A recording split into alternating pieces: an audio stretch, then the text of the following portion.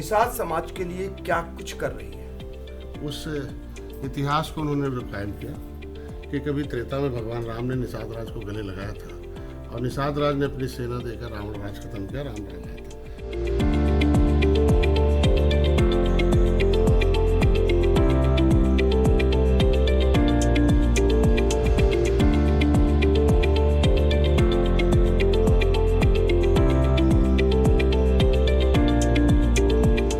जी UP को किस हद तक समझते हैं। और मैं तो बहुत ही धन्यवाद दूंगा इस प्रदेश को कि जहां दोनों प्रधानमंत्री दिया।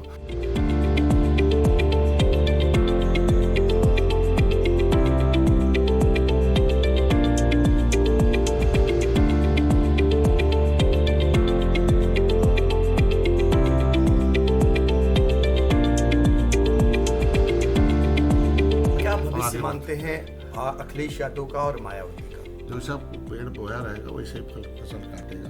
कांसी राम साहब ने जो पेड़ लगाया था, जब तक फसल थी तब तक कटी हुई। माननीय मुलायम सिंह ने लगाया था, वो चल रहा है।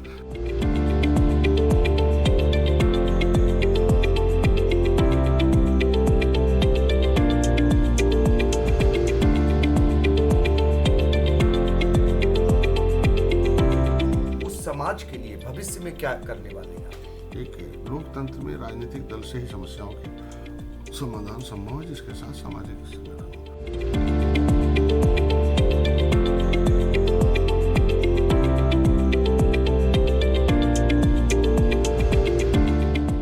उत्तर प्रदेश की राजनीति में हाल ही के दिनों में सबसे सफल राजनीतिज्ञ निषाद पार्टी के राष्ट्रीय अध्यक्ष और कैबिनेट मंत्री संजय निषाद जी इस समय आई इंडिया के स्टूडियो में हैं। पहले तो आपका बहुत बहुत स्वागत। बहुत बहुत धन्यवाद आपके चैनल को, आपको भी।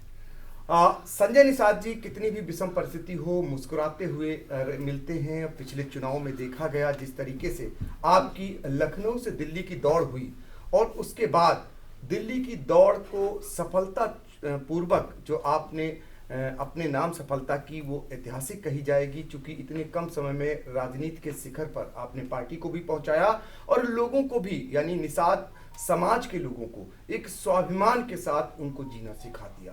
तो संजय निषाद जी, पहला आपसे सवाल ये है कि जो मौजूदा आपकी सरकार है निषाद समाज के लिए क्या कुछ कर रही है। मैं तो बधाई दूंगा प्रधानमंत्री जी को, मोदी जी को, और अमित शाह जी, नड्डा साहब और धर्मेंद्र प्रधान जी को, और माननीय मुख्यमंत्री योगी आदित्यनाथ जी को और सुनील बंसल जी को, कि उस इतिहास को उन्होंने जो कायम किया कि कभी त्रेता में भगवान राम ने निषाद राज को गले लगाया था और निषाद राज ने अपनी सेना देकर रावण राज खत्म किया, राम राज आया था। उसी तरीके से निषाद राज के वंशज के बेटे को, जो सदियों से सभी अंग्रेजों, मुगलों और जो पिछली सरकारों ने उनके साथ कितनी नाइंसाफ़ी की है, वो छुपा नहीं है, और उनको गले लगाया। और हमने भी अपनी सेना देकर इस रावण रूपी पिछली सरकारों को, जो इस प्रदेश और देश में किस तरीके से अन्याय करते थे और इस देश को किस तरीके से राष्ट्र के हितों अनहित करते थे, उसको इस देश में उन सत्ता से उन्हें हटाने में हमें कामयाबी मिली। हम लोग बहुत गौरवान्वित हैं मोदी जी के साथ मिलकर, माननीय योगी आदित्यनाथ जी के साथ मिलकर, कि जिस समुदाय का मैं संघर्ष कर रहा था उस समुदाय के हितों की रक्षा के लिए पहली बार है कि दिल्ली में मत्स्य मंत्रालय को अलग किया गया। 20,000 करोड़ रुपए उसमें अलॉट किया गया और 11,000 करोड़ रुपये कोस्टल लैंड के लिए और 9,000 मैदानी क्षेत्रों के लिए। और उसमें से प्रधानमंत्री मत्स्य संपदा योजना के माध्यम से पहली बार है जो बजट में पिछली सरकारें कैसे केवल वोट लेती थी और हमारे नोटों पर डकैती डालती थी और कैसे इनके साथ अन्याय करती थी, उसमें एक पहली बार है कि प्रधानमंत्री मत्स्य संपदा योजना के माध्यम से हमारे इस मत्स्य क्षेत्र में काम करने वालों को सब्सिडीज के माध्यम से वित्तीय सहायता। अब तक 10 रुपये की कोई सहायता नहीं दिया। अंग्रेजों ने जो कानून बनाया था कि हम पट्टा लेंगे तो सरकार को कमा के देंगे, हमारे लोग समितियों में है, पट्टा लेंगे सरकार को कमा के देंगे, लेकिन पहली बार सरकार ने कहा कि नहीं हम देंगे तुम्हें।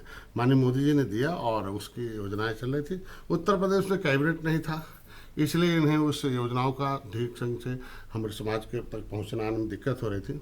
उत्तर प्रदेश में भी कैबिनेट मिनिस्ट्री अलग किया और हमें पहली बार कैबिनेट मंत्री बनाया और हमारी जिम्मेदारी बनती है कि हम उस दिए हुए दिल्ली की उस योजनाओं को, जिसमें हम उत्तर प्रदेश भी 40% का सब उनका अंशदान है, 60% वहाँ का है, और 60% सब्सिडी में 250 करोड़ रुपये अभी हमने निर्धारित किया है उत्तर प्रदेश सरकार के। इस बार हम 250 करोड़ रुपये अनुदान देंगे। इसमें ये था कि पहले हल्ला था कि केवल हम जिसके बाद ताल होगा, ज़मीन होगा, वही करेगा, लेकिन हम इनको मार्केटिंग भी सिखा रहे हैं, क्योंकि किसी को गरीबी ख़त्म करना हो या धन आती हैं तो केवल हाथ और साइकिल पर कभी दिखती नहीं है, और धन देवी कभी हमेशा लक्ष्मी जो होती है वो कमल पर दिखती है, और कमल का जड़ जो है पानी में होता है। तो हमारा समाज कभी पानी पर था आधारित, तो धनवान था। इनके सारे पैसे पिछली सरकारों ने छीन लिया था, तो आज के दिन में इन्हें कैसे मिल जाए धनवान, तो वो सब्सिडी देकर इनको हम विभागों को तैयार कर रहे हैं। और उत्तर प्रदेश सरकार को भी हम बहुत बहुत बधाई देंगे कि पहली बार हमें इस बार बजट में निषाद राज बोट योजना, मुख्यमंत्री संपदा योजना और भगवान राम के निषाद राज को जो गले लगाया था, उस श्रृंगेरपुर धाम को पर्यटक स्थल घोषित करके कई हज़ार करोड़ रुपये दिया। फिर हमारे इस इतिहास को पन्ने में लाया।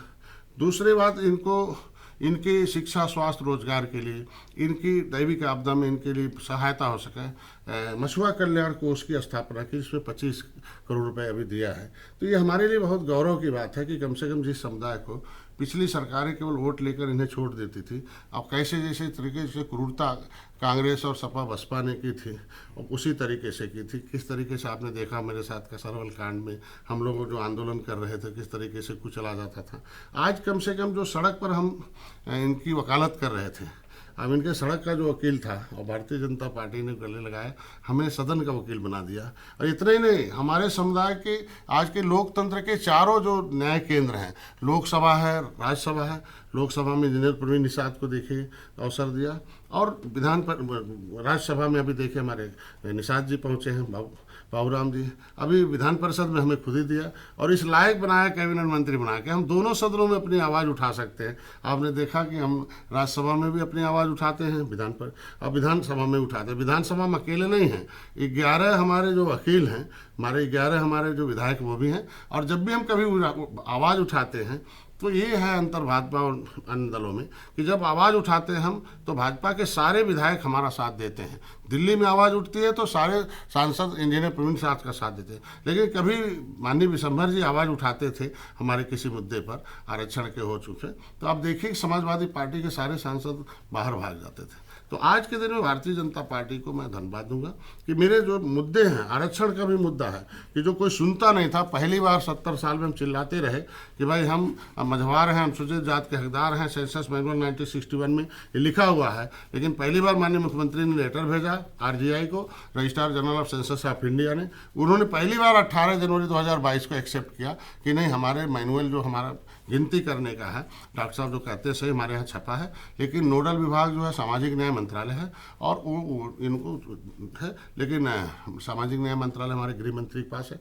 आपने देखा होगा कि कभी हम लोग धरना प्रदर्शन इसलिए करते थे कि हमारी 2 लाइन अखबार में छप जाए और हमारी सरकार पढ़ ले, लेकिन आज जिस वकील को आंदोलन करने पड़ते हैं, उस वकील को जब एक बार मैसेज कर दूं तो माननीय गृह मंत्री, प्रधानमंत्री, माननीय मुख्यमंत्री हो चाहे कोई मंत्री हो, वो नहीं भी उससे मिलने का अवसर मिलता तो ज़रूर रात में फ़ोन आ जाता है कि मामले क्या है। तो जहाँ जिसकी बातें सुनने लगे तो सरकार, इतने इससे बड़ा गौरव क्या हो सकता है। और 70 साल से सताए गए हैं और 70 गुना उलझाए गए हैं, उसे सुलझाने में समय लग रहा है। और निश्चित रूप से उन्होंने वादा किया है कि जिसमें जैसे हमें धारा 370 खत्म करने में 70 साल लग गए, मैंने किया, और राम मंदिर बनाने में टाइम लगा, लेकिन किया। तो वैसे ही तुम्हारे समाज के भी जो मुद्दे हैं वो भी समय आने पर सब हो जाएंगे। और पहले शिक्षा चाहिए, रोजगार चाहिए, तो शिक्षा के लिए पैसा चाहिए, इसलिए इनको पैसा में, भाई समृद्धि वही होता है जिसके पास व्यवसाय हो, रोजगार हो, या पैसा हो या नौकरी हो। हमारे पास तीनों छीन लिया गया था, तो अब इनको पैसा वापस किया जा रहा है, व्यवसाय रोजगार सिखाया जा रहा है। निश्चित रूप से पढ़ लिख लेंगे तो नौकरी भी मिलेगी, क्योंकि पहले हम लोग हाथी बटन दबाते थे तो उनके बच्चे हाकिम बनते थे, हमारे बच्चे हरवा बन जाते थे। लेकिन साइकिल दबा कर देखिए क्या हुआ। अब कि देखिए इस बार भारतीय जनता पार्टी ने कितनी पारदर्शिता लाई है कि कई दर्जन हमारे भी समाज के अधिकारी कर्मचारी कम से कम हुए हैं। तो हम उम्मीद रखते हैं कि जिसका सबका साथ सबका विकास भारतीय जनता पार्टी ने जो नारा दिया है, तो बिना भेदभाव के आज भारतीय जनता पार्टी के सभी जाति धर्मों को सम्मान दे रही है, और हमें तो ज़्यादा ही हमारे बिरादरी सम्मान है, तो हम तो बहुत ही गौरवान्वित हैं। संजय निषाद जी, आपने खुद माना कि आपने कमल के जड़ को पकड़ लिया है और वो जल में होता है, और जल के आप हई हैं मझधार पार करने वाले। और हम ये इसको इस रूप में लेंगे कि आपने भाजपा का जो सबसे मजबूत स्तंभ था अमित शाह जी को, उन तक आपकी सबसे मजबूत पकड़ मानी जाती है। अमित शाह जी यूपी को किस हद तक समझते हैं, क्योंकि कई बार आपकी दौड़ दिल्ली अमित शाह जी के पास हुई। देखिए, जैसे जो भी मुद्दे जैसे होते हैं, सबसे ज़्यादा तो मैं माननीय मुख्यमंत्री जी से मिलता रहता हूँ यहाँ, क्योंकि नज़दीक हैं। कुछ ऐसे मुद्दे हैं जो माननीय गृह मंत्री जी के पास जाना पड़ता है। और मैं तो बहुत ही धन्यवाद दूंगा इस प्रदेश को कि जहाँ दोनों प्रधानमंत्री दिया हो। आज के दिन में आज यहाँ इसी प्रदेश से माननीय प्रधानमंत्री जी आते हैं, और क्या विकास है। वही सरकारें पहले होती थी कि यही अनाज गोदामों में सड़ रहा था, गरीब भूखों मर रहा था। लेकिन मोदी जी की, अमित शाह जी की नीतियाँ, अमित शाह जी का प्रबंधन, योगी जी का सुशासन आज कैसे खुशहाली लाया है, वही कैसे आज के दिन में हो रहा है। तो आज के दिन में हमारे जो सामाजिक मुद्दे हैं वो केंद्रीय स्तर के भी हैं, राज्य स्तर के हैं, जहाँ जहाँ भी जरूरत होती है। वो बड़े भाई हैं, भारतीय जनता पार्टी बड़े भाई है, तो छोटे भाई की जिम्मेदारी बनती है कि बड़े भाई से पूछ और फूंक फूंक के कदम रखें। क्या भविष्य मानते हैं अखिलेश यादव का और मायावती का? देखिए, जैसा जो कहना हमारे यहाँ कबीरदास ने कहा ना, जैसे जो करता है वैसा भरता है। जैसा वो पेड़ बोया रहेगा वैसे ही फसल काटेगा। अब इन लोगों ने पेड़ तो किसी और ने लगाया था, तो भाई गन्ने की खेती बहुत ज़्यादा दिन तो रहती नहीं है, एक बार लगाएगा तो कुछ ही फसल काट सकते हैं। तो वहाँ कांसी राम साहब ने जो पेड़ लगाया था, जब तक फसल थी तब तक कटी हो। माननीय मुलायम सिंह ने लगाया था, वो चल रहा है। अब तो इस समय पूरे देश में मान के चलिए कि भारतीय जनता पार्टी की जो सोच है कि अंत्योदय, अंतिम व्यक्ति के जीवन में उदय हो जाए। मेरी एक सोच है कि गरीब जो निर्बल है वो सबल हो जाए। ये तभी संभव है जब हम लोकतंत्र में हम उसको एक जो उसकी सोच हो उसके साथ रहें। आज मोदी जी राष्ट्रवाद के लिए सोचते हैं, राष्ट्रवाद के साथ साथ अंतर्राष्ट्रीय भी सोचते हैं, पर्यावरण है, योग है। तो जिस का नेतृत्व जो अंतर्राष्ट्रीय सोच का हो, जिसका नेतृत्व आज के दिन में देश का सोच हो, जिसका नेतृत्व आज हर जाति धर्म का वर्ग का, ये एक आँख से सबको देखते हैं, चाहे जैसे भी। आपने देखा होगा सच्चर कमेटी का रिपोर्ट कहती है कि मुसलमानों में गरीबी कुछ ज़्यादा ही है। तो पिछली सरकारों ने तो मुसलमान का वोट लिया, गरीब सब बना छोड़ दिया। तो अनाज तो आज मोदी जी दे रहे हैं, नहीं योगी जी दे रहे हैं, आज इलाज तो दे रहे हैं, मकान दे रहे हैं। अब बिना भेदभाव के सभी जाति शब्द, तो जो बिना भेदभाव के करता है उसके साथ जनता रहती है। इन लोगों ने किस तरीके से उपेक्षा रखी, सभी जातियों के साथ उपेक्षित रखा। तो जो उपेक्षित जातियाँ थी, उपेक्षित समुदाय था, वो सारे लोग आज माने हुए हैं। तो इन लोगों का भविष्य तो अब खुद देखिए। 24 में भाजपा का भविष्य क्या है?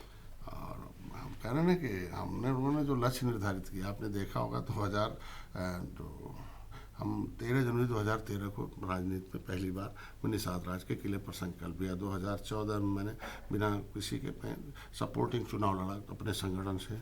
2017 में चुनाव लड़ा। आपने देखा होगा 2019 में, 2022 में हम मोदी जी के साथ आ गए।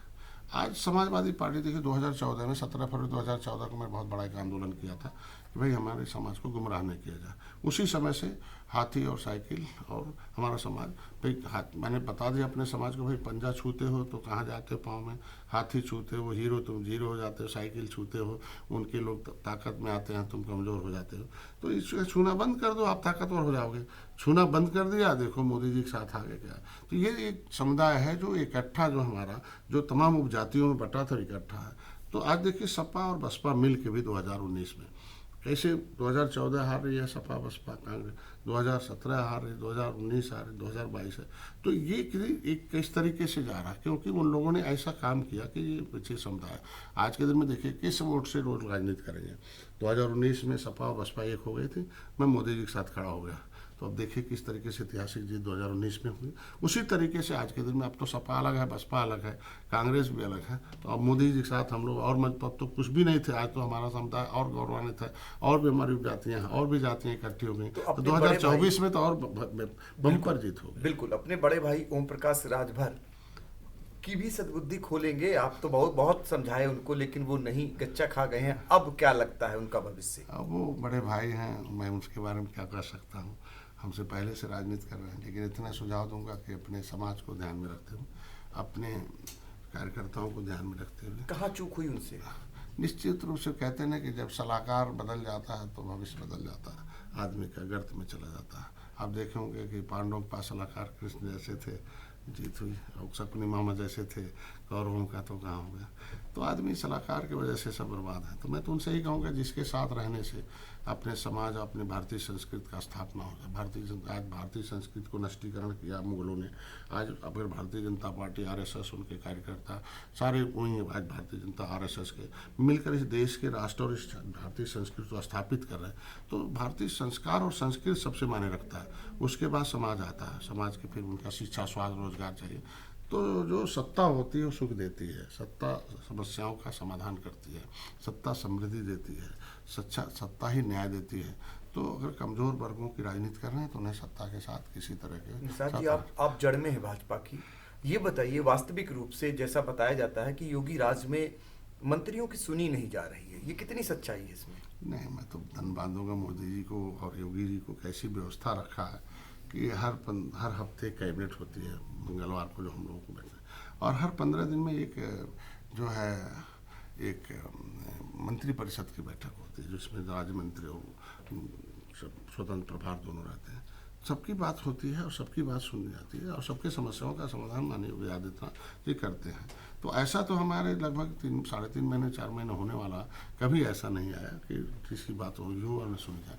अब कुछ 1-2 लोगों की निजी कोई समस्या हो सकता है और किसके सलाह पर किसके तरह से उनको सोच इस तरीके है, लेकिन ऐसा कुछ नहीं है। सुनी जाती है, कार्रवाई भी होती है। हम देखें अपने कितने कम समय में हम अपने विभाग को कहाँ पहुँचा दिए। तो आखिर अगर नहीं सुनी जाती तो कैसे हम अपने विभाग को चमका पाते, कैसे हम अब तक धरातल पर ला पाते? ऐसा नहीं है। अच्छा, निषाद समाज की उत्तर प्रदेश में अगर बात करें, कितनी ऐसी सीटें हैं जहां पर आप लोगों का प्रभाव है और उस समाज के लिए भविष्य में क्या करने वाले हैं आप? देखिए, कहते हैं ना कि political power is strong than the god power, और every problem solve by the political party in democracy with social organisation. एक लोकतंत्र में राजनीतिक दल से ही समस्याओं के समाधान संभव है, जिसके साथ सामाजिक संगठन हो। तो इसलिए हमारा जो समाज है अब यूनाइट हो रहा है, उसने हमें अपना नेतृत्व स्वीकार कर लिया है और हमारे कहने पर हमारे ऊपर भरोसा किया। तो मेरी जिम्मेदारी बनती है कि जो हमारे ऊपर भरोसा किया हो, हम उससे भरोसे पर खरे उतरें और उनकी समस्याओं के समाधान के लिए। इसीलिए हमने कोई पद प्रतिष्ठा की बात नहीं की, हमेशा उनके लिए लड़ाई लड़ा। प्रोटोकॉल तोड़कर भी हमें जो आवाज़ उठानी होती, चाहे विधानसभा में हो, चाहे राज्यसभा में हो, चाहे कभी भी होता है, हम हमेशा उनके लिए करते हैं। और निश्चित रूप से इसीलिए आज दिख भी रहा, पहली बार है कि उनको वित्तीय सहायता, पहली बार कल्याण कोष, पहली बार उनके इतिहास को बाहर लाना, पहली बार है कि आज के दिन पहले जो निषाद जाते थे पिछली सरकारों में, तो किस तरीके से इनके साथ अधिकारी कर्मचारी भेद। अब हमारे कार्यकर्ता मिलते हैं, भाई क्या हाल चाल, कहन साहब गए थे दरोगा जी पास, उन्होंने कहा आइए निषाद जी गए थे एसडीएम के पास से निषाद जी लगता है।